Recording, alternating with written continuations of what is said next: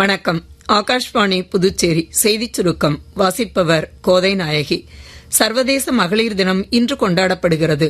இந்த ஆண்டுக்கான கருப்பொருள் உரிமைகள், நீதி நடவடிக்கை அனைத்து பெண்கள் மற்றும் சிறுமிகளுக்கும் என்பதாகும்.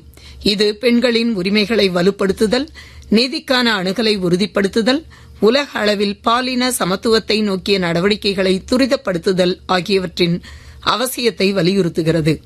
இந்நிகழ்ச்சியை குறிக்கும் வகையில் நாடு முழுவதும் பல்வேறு நிகழ்ச்சிகளுக்கு ஏற்பாடு செய்யப்பட்டுள்ளன. புதுடெல்லியில் மானேஷா மையத்தில் நடைபெறும் சர்வதேச மகளிர் தின கொண்டாட்டங்களில் குடியரசுத் தலைவர் திருமதி திரௌபதி முர்மு கலந்து கொள்கிறார். மேற்காசியாவில் போர் மூண்டுள்ளதை தொடர்ந்து நேற்று வரை 52,000க்கும் மேற்பட்ட இந்தியர்கள் வளைகுடா பகுதியில் இருந்து இந்தியாவிற்கு பாதுகாப்பாக அழைத்து வரப்பட்டுள்ளதாக வெளியுறவு அமைச்சகம் தெரிவித்துள்ளது.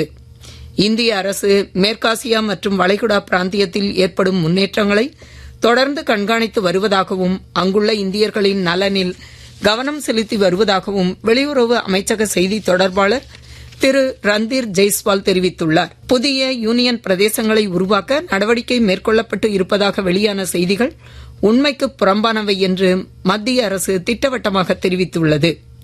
சர்வதேச மகளிர் தினத்தையொட்டி புதுச்சேரி துணைநிலை ஆளுநர் திரு கைலாஷ்நாதன் வெளியிட்டுள்ள வாழ்த்துச் செய்தியில், பெண்களுக்கு தரப்படும் கல்வி, சட்டப்பூர்வ உரிமைகள், சமத்துவ வாய்ப்புகள், பாதுகாப்பு அனைத்தும் வளமான சமுதாயத்தை கட்டமைப்பதற்கான ஒரு முதலீடு என்றும் அதுவே நாட்டை முன்னேற்ற பாதையில் கொண்டு செல்லும் என்றும் கூறியுள்ளார். மேலும் உலக மகளிர் தினம் பெண்கள் அனைவரது வாழ்விலும் புதிய நம்பிக்கை மற்றும் உற்சாகத்தை அளிக்கட்டும் என்றும் திரு கைலாஷ்நாதன் கூறியுள்ளார்.